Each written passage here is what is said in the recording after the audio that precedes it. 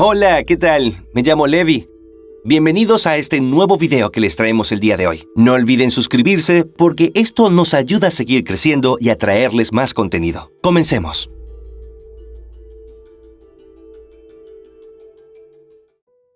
La historia de Sandra Mosarowski. Alexandra Elena Mosarowski Ruiz de Frías, quien se dio a conocer más adelante como Sandra Mosarowski, nació el 17 de octubre de 1958, en la ciudad de Tánger, al norte de Marruecos. Tenía 3 hermanos, llamados Tatiana, Alexis y León.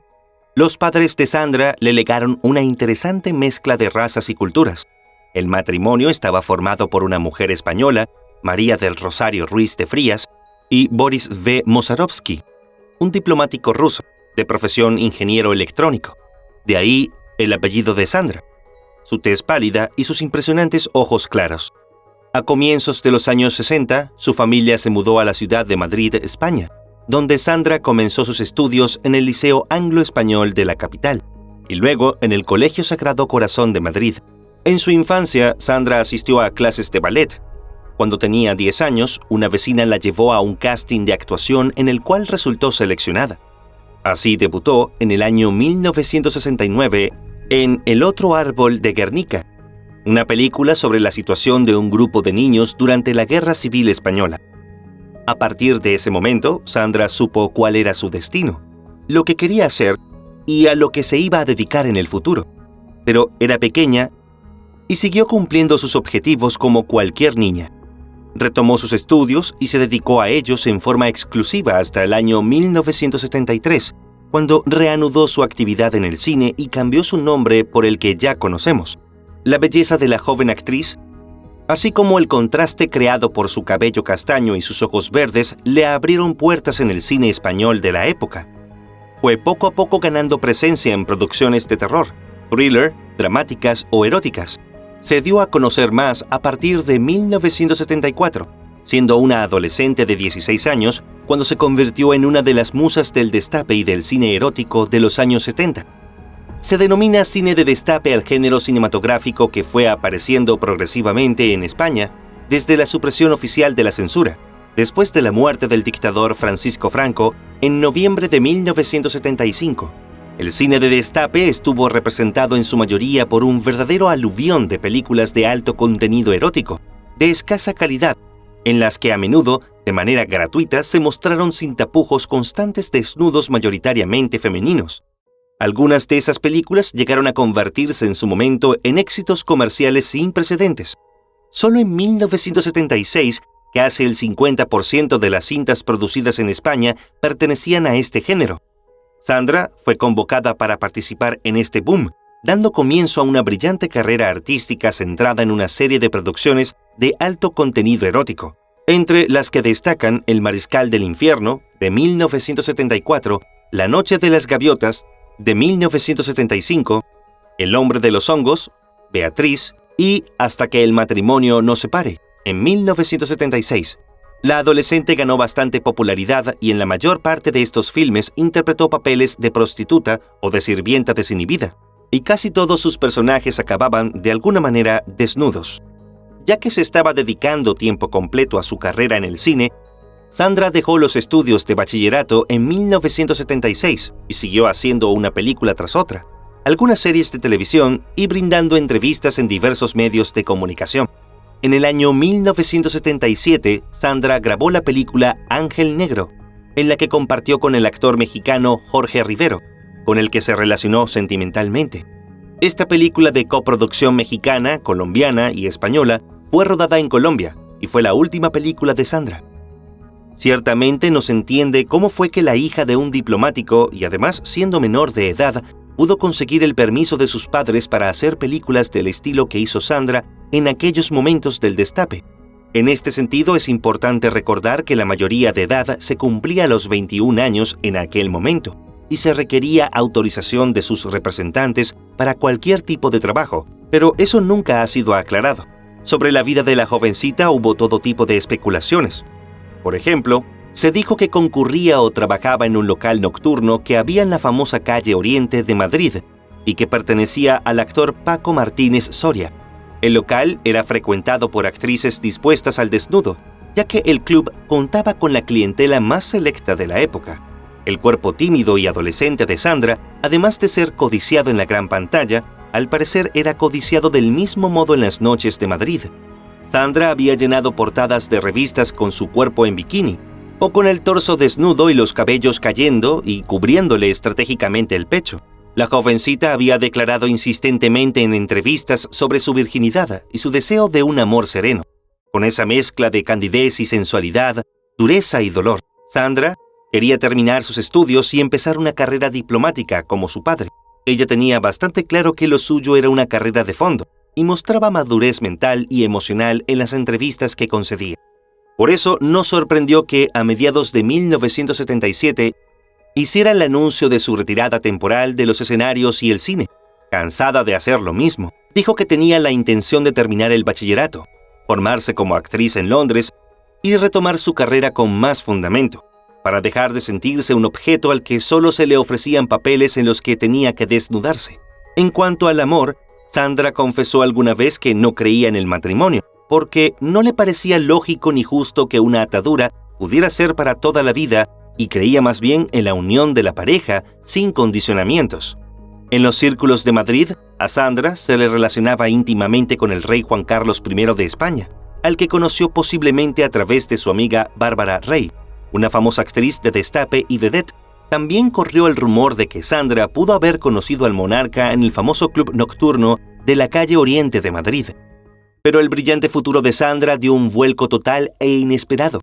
En la madrugada del 24 de agosto de 1977, ella estaba en el balcón del apartamento donde vivía en Madrid, situado en el cuarto piso. Se encontraba sola en ese momento cuando, de repente, cayó al vacío. Quedó inconsciente y desangrándose a un lado de la calle, y un taxista que pasaba por el lugar la llevó al hospital directamente. En un principio quedó en estado de coma, pero días después, la mañana del 14 de septiembre, falleció como consecuencia de las graves lesiones cerebrales que sufrió. Los informes oficiales trataron el suceso como un suicidio o un accidente, pero no se logró determinar qué ocurrió realmente. Los rumores siguieron creciendo por la forma tan misteriosa en la que ocurrieron los hechos, pues nunca se reveló el resultado final de su autopsia. Sin embargo, se confirmó que Sandra estaba embarazada de 5 meses.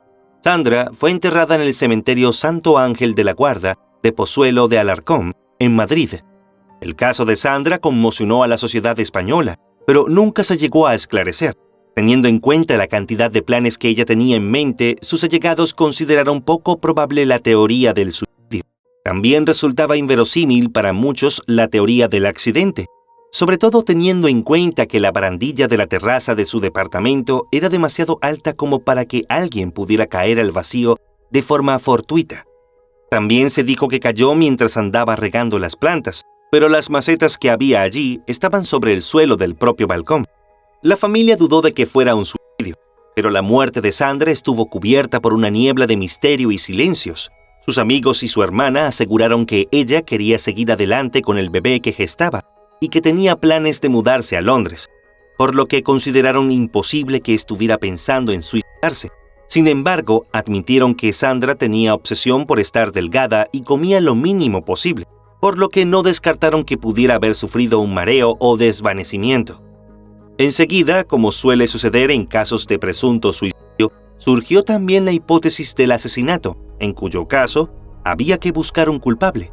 El hecho de que el nombre de Sandra figurase entre las presuntas amantes del rey Juan Carlos facilitó la propagación del rumor que vinculaba su muerte al entorno del monarca. Muchos también dijeron que el padre del bebé era el recién estrenado rey, pero esto nunca se ha podido confirmar.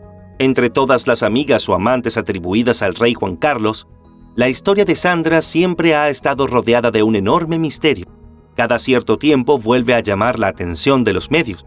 Andrew Morton, reconocido periodista y escritor británico, quien ha publicado biografías de personajes de la realeza como Diana de Gales, incluyó el nombre de Sandra en su libro de 2013, dentro de una lista de presuntos amoríos del rey.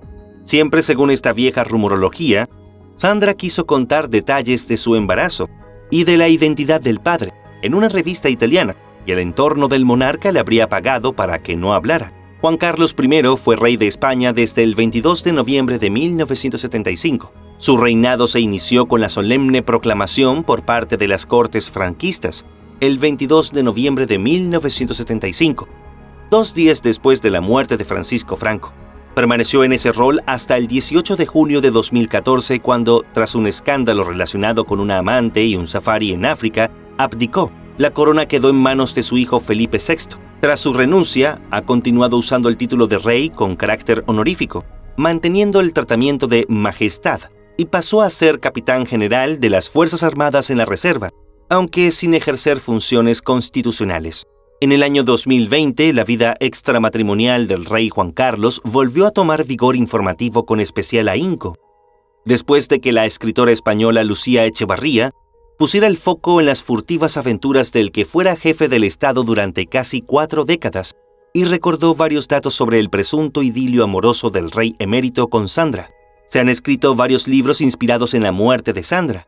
Entre sus autores están Pablo Blas, Sánchez Dragó, Javier Bleda, Rebeca Quintans y Clara Ursom, la que más profundizó en su biografía en su libro El asesino tímido. La misteriosa muerte de Sandra también se contará en una película que se anunció el 26 de agosto de 2022. Se trata de un proyecto encabezado por el director Borja de la Vega, que se rueda en Barcelona bajo el título de La última noche de Sandra M. El futuro podía haber sido de otro modo para Sandra. Son muchas las preguntas, quizás porque resulta absolutamente inconcebible que terminara accidentalmente la vida de una persona tan joven y hermosa. Tal vez nos equivoquemos si Sandra vivió como quiso y un absurdo accidente truncó su existencia y no hay más nada que escribir. Solo recordar su juventud y su sonrisa en algunas fotografías, pero esto nadie lo sabrá nunca a ciencia cierta. La muerte de Sandra quedará siempre como una historia de novela. Como en otros muchos sucesos donde el suceso no queda claro, se abrió la hipótesis del asesinato. El hecho de que la figura de la actriz estuviera relacionada sentimentalmente con el entonces rey de España y el rumor de que Sandra tuvo la intención de contar esto en una entrevista exclusiva a una revista italiana ha provocado más de 4 décadas de rumorología y que jamás se ha podido demostrar. Que si estaba borracha, pero nunca se llegó a conocer la autopsia donde se confirmaría esto. Que si fue un desvanecimiento provocado por su dieta, pero la barandilla era demasiado alta como para que algo así pudiera ocurrir. Un caso sobre el que se ha especulado mucho, pero que aún continúa siendo un misterio.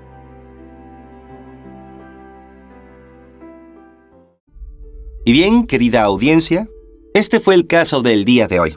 No olviden suscribirse para seguir apoyando al canal. Nos vemos la próxima.